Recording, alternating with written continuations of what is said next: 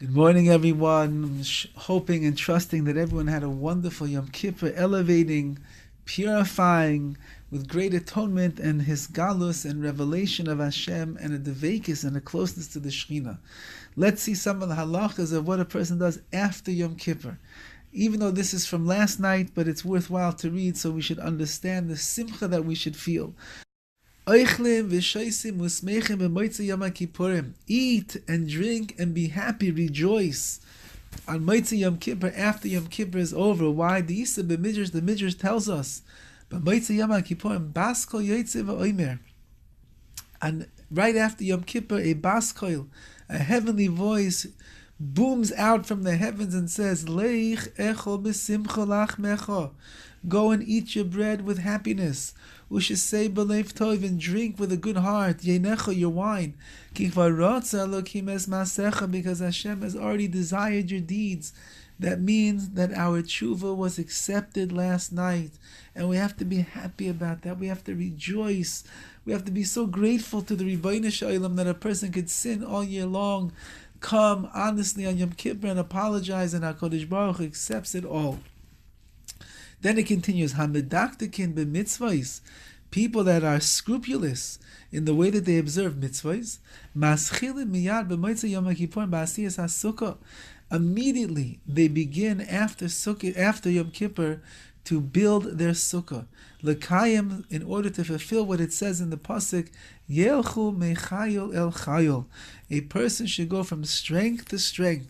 You go from the strength of a Yom Kippur, which is really the culmination of Elul and Rosh Hashanah and Aseret Tshuva and Yom Kippur and Ne'ilah. You take all of that koyach and you pour it now into the building of your sukkah.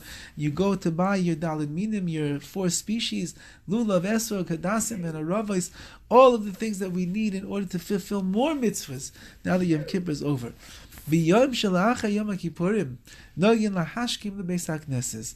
On the day after Yom Kippur, the minhag, the custom is to wake up a little bit early for shul. We want to show HaKadosh Baruch Hu that we meant what we were talking about yesterday. We're going to try harder. We're going to be better. We're going to dedicate ourselves more steadfastly to mitzvah. So how do we show that? So by waking up in the morning a few minutes early and coming to shul and starting earlier, it shows that we're for real. On the days between Yom Kippur and Sukkos, which is between now and Sunday night, we don't fast.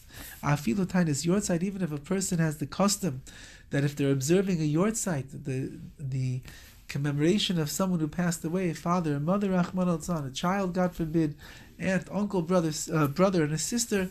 So therefore, on these days we don't fast. We don't say tachanun simcha.